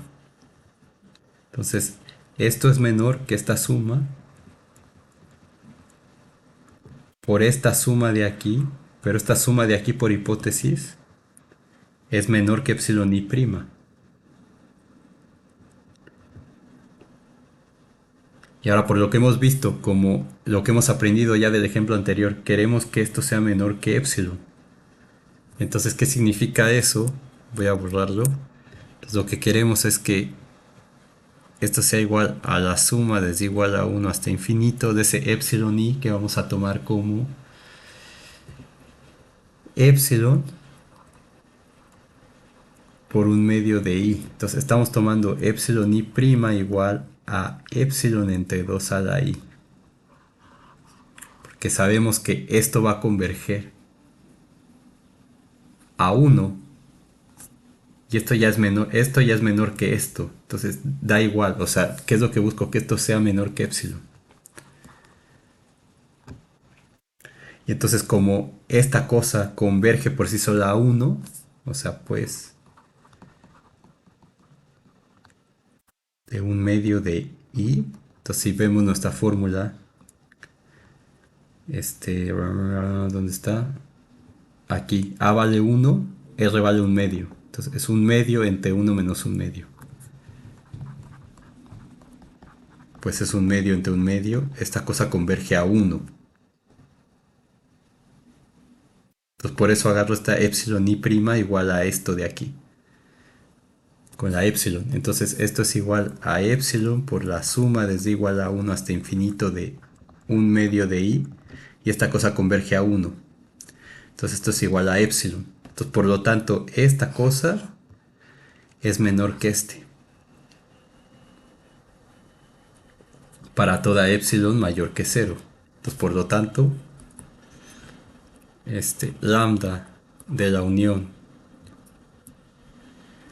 de I en N de SI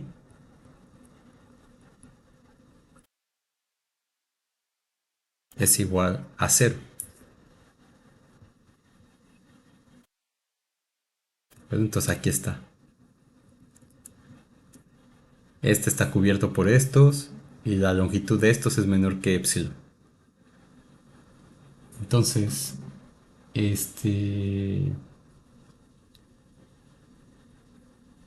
la unión numerable de conjuntos numerables va a tener medida cero. Pero esta fórmula no dice nada sobre los SIs. O sea, este teorema lo que me dice es la unión numerable de conjuntos de medida cero tiene medida cero, pero no dice cómo tienen que ser los SIs. A los SIs ya vimos que pueden ser conjuntos numerables, pero esto no es un sí, solo sí. Entonces, este teorema no dice, no es un sí, solo sí. Es decir, no es cierto que si lambda de S es igual a cero implica que S es numerable. Es decir, hay más conjuntos de medida cero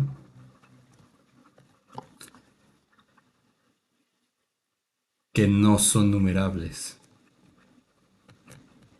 Y un ejemplo de eso es el que van a hacer en la tarea, el conjunto de Cantor. Entonces solamente nos dice que... Entonces esto nos dice que hay conjuntos no numerables que tienen medida cero. Un ejemplo de eso es el conjunto de Cantor,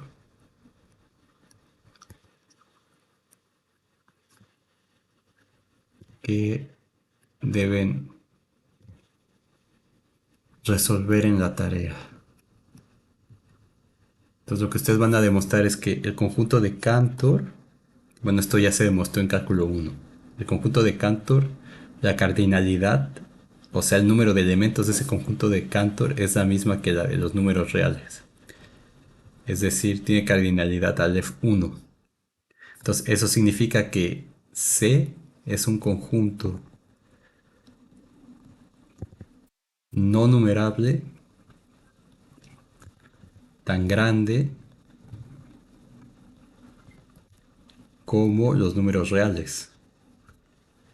Pero tiene medida cero, mientras que la medida de R no.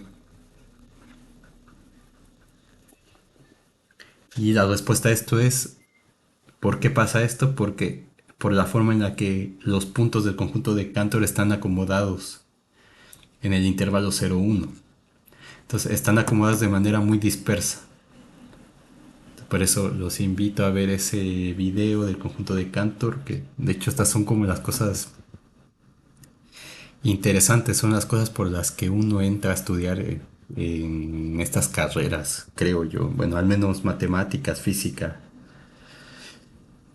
Este, entonces, bueno, ese es un conjunto que no tiene, que no es numerable y que tiene medida de Lebesgue cero. Entonces, eso es el teorema 1.9.3.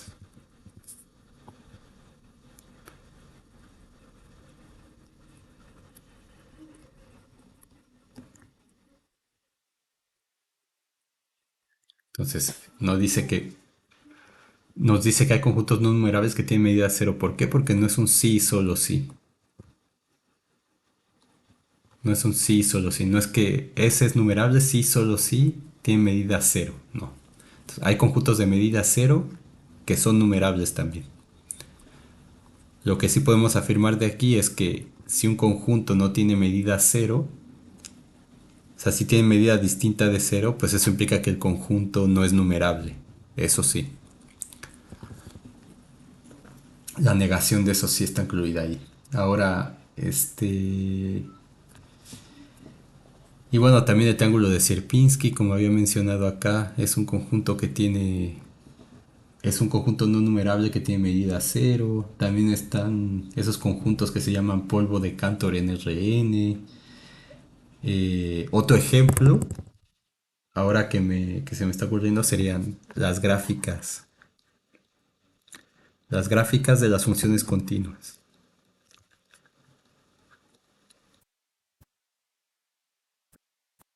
Entonces, no sé, de las funciones continuas de 0, 1 en R. Entonces, este es un conjunto no numerable.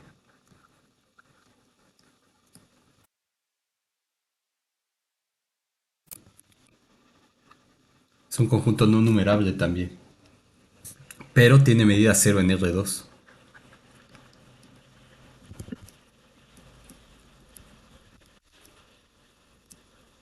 Entonces, no estamos demostrando nada, pero con la cosa intuitiva que ya hemos entendido acá, pues la gráfica de una función continua es algo así.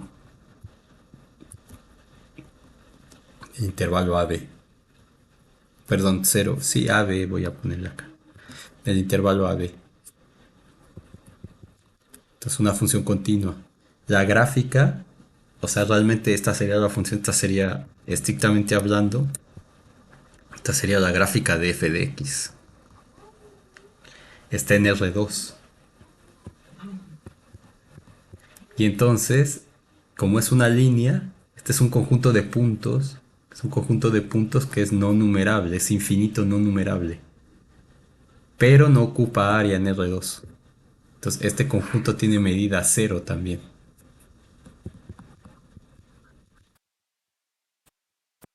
Entonces, es otro conjunto no numerable que tiene medida cero, en este caso en R2.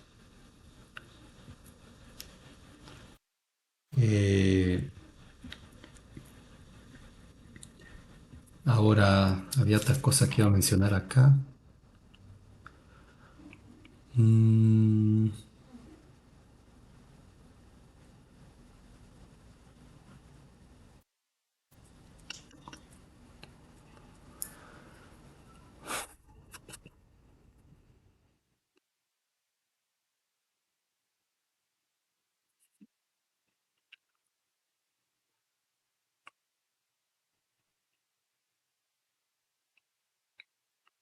iba a ser otra cosa, no me acuerdo.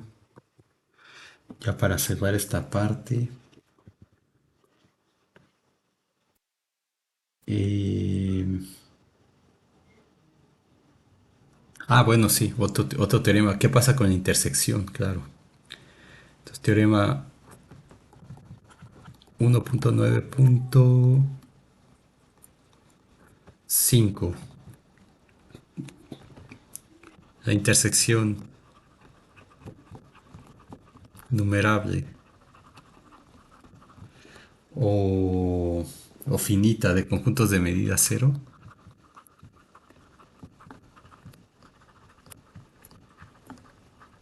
tiene medida cero.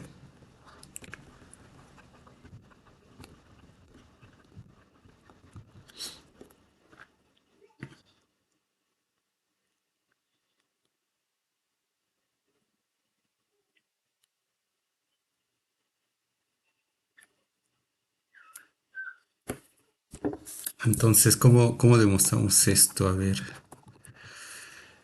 eh, entonces tenemos por numerable o finita, déjenme ponerle ahí. Intersección finita, o numerable, o contable, como le quieran llamar. De conjuntos de medida cero, tiene medida cero.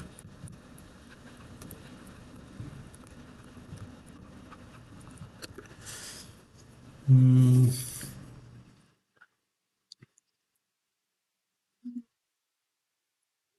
entonces, ¿cómo le hacemos? Entonces, primero supongamos que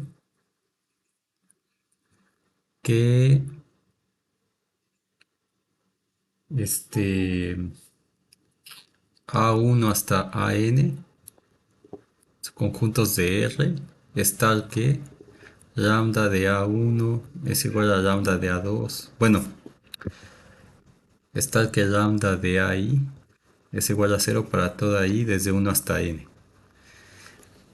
Entonces, como la intersección, o sea, tenemos una propiedad que dice que este A intersección B está contenido en A y A intersección B está contenido en B, por teoría de conjuntos. Entonces, eh, la intersección de AI desde igual a 1 hasta N sería A1 intersección A2, etcétera, intersección a N. Este es un subconjunto de A1, por ejemplo. Y también es un subconjunto de A2 y de A3, etcétera. Entonces, como es su conjunto, esto implica por el teorema este y es numerable, o sea, en este caso es finita. Entonces, por el teorema que demostramos antes, donde está si es numerable es cero. Sí, un subconjunto de un conjunto de medida cero. Entonces, por el teorema 1.9.2, entonces todo da igual.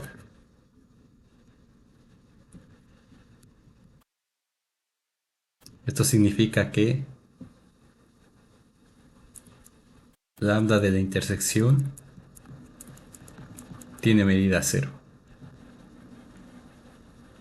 Muy bien, y ahora en el otro caso, si tenemos que AI desde igual a 1 hasta infinito es tal que lambda de AI es igual a cero para toda I en N, y la intersección desde I igual a 1 hasta infinito de AI sería el conjunto de X en R tales que X pertenece a AI para toda I mayor o igual que 1. Entonces, si X pertenece a la intersección,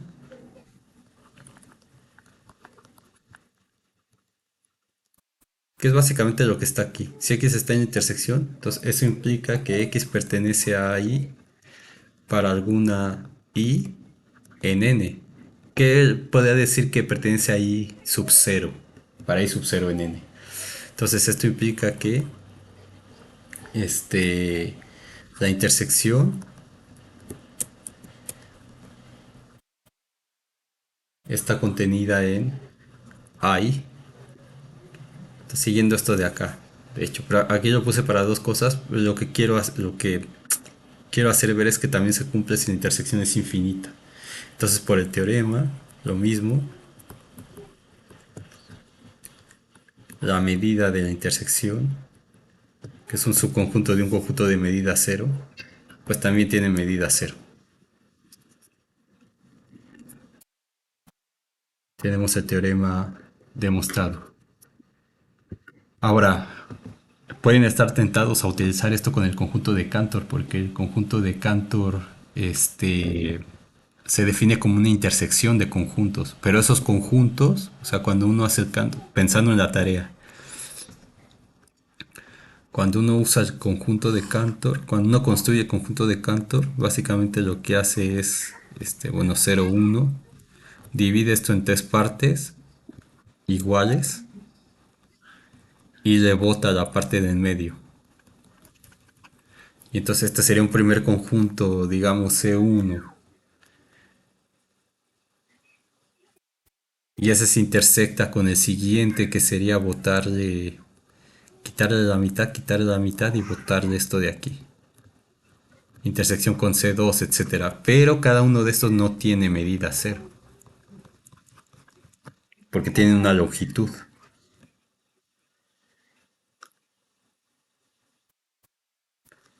¿De acuerdo? Entonces, esto hay que tener cuidado, no lo vayan a usar para demostrar que el conjunto de Cantor tiene medida cero, porque estos no lo tienen. Porque podrían decir, ah, bueno, pues ya, utilizando este teorema, lo tengo. Por eso tienen que ver cómo se construye.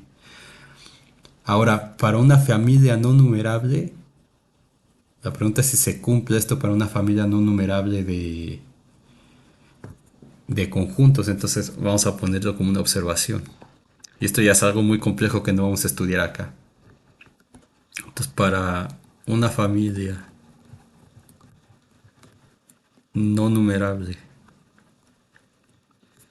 puede ocurrir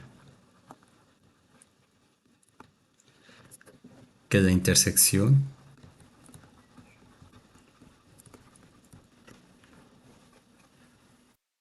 este, tenga medida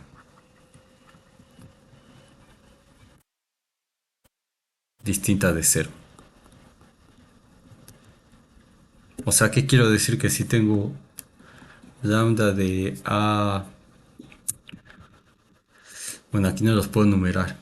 Si tengo una familia no numerable, entonces la intersección sobre un índice no numerable de esta familia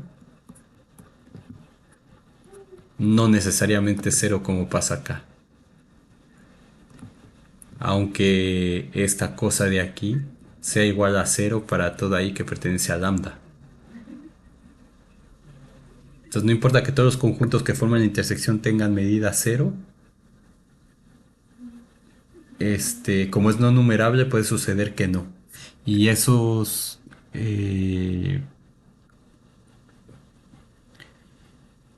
ejemplos son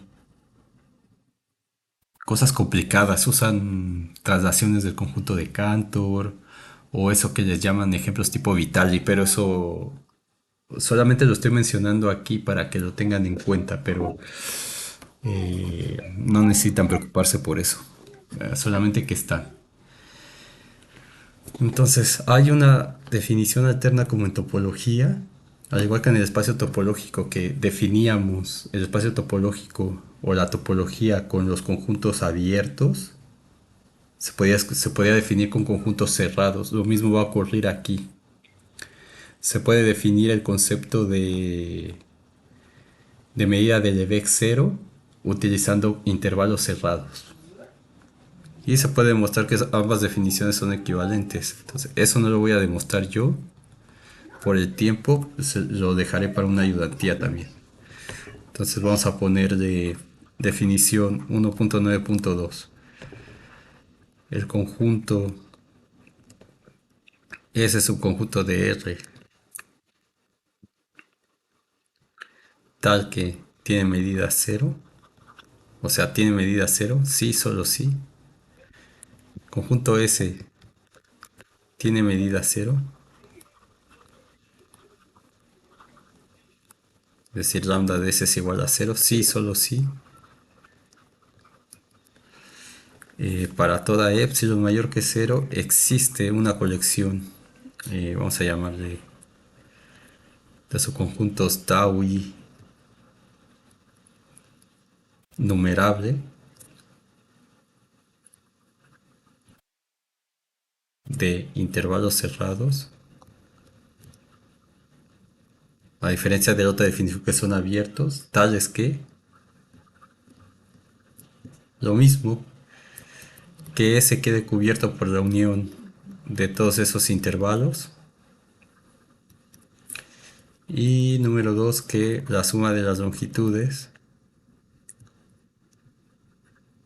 sea menor que epsilon. Se puede hacer tan pequeña como se quiera. Entonces, en teorema 1.9.5.6 nos diría que la definición 1.9.1 y la definición 1.9.2 son equivalentes. La demostración de esto, o Víctor o Arturo. Entonces, ¿qué es lo que hay que ver? Es que definición 1.9.1 implica definición 1.9.2 y que definición 1.9.2 implica definición 1.9.1. Es ideal hacerlo, pero por eso no quiero perder tiempo en esto. ¿Y cuánto nos quedan? 9 minutos.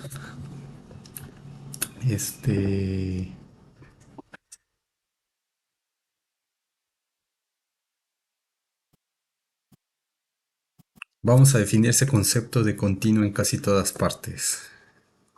Definición que usa el Sagan, por ejemplo, y se usa también en otros libros. Pues vamos a ver que no es nada extraño a lo que hemos revisado ahora. Entonces, definición 1.9.3. Vamos a decir que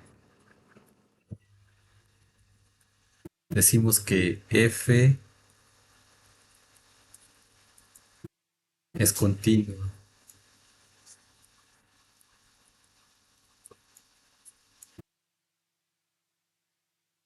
en casi todas partes. Entonces esto lo ponen así también.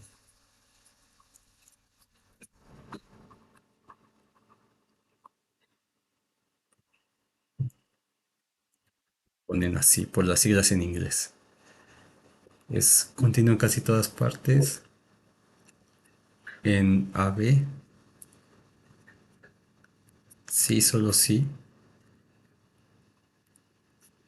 El conjunto de puntos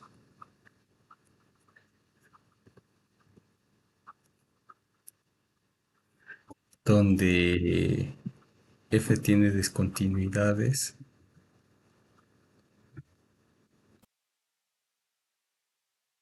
tiene medida cero.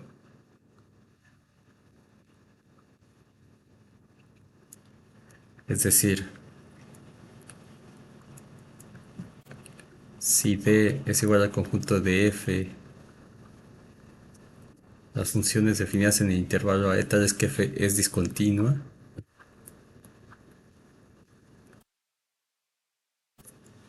a ver cómo puedo poner esto. El conjunto de puntos donde f tiene discontinuidades.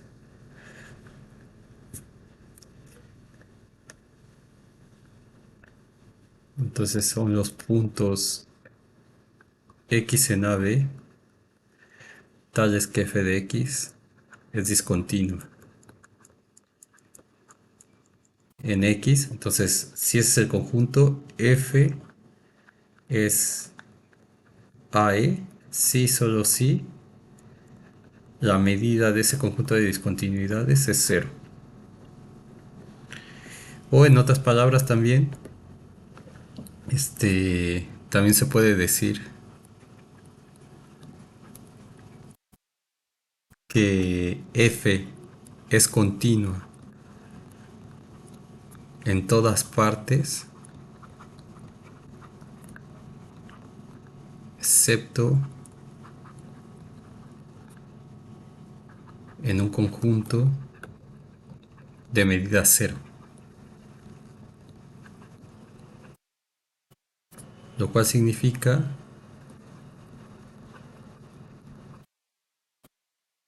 que f, también dicen que f es discontinua, excepto en ningún lugar.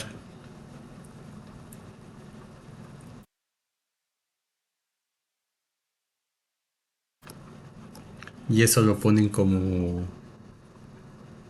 almost nowhere y lo ponen como a.n. Entonces, que sea discontinua excepto en ningún lugar o que sea continua casi en todas partes es exactamente lo mismo. ¿Qué significa eso? Que el conjunto de discontinuidades tenga medida cero.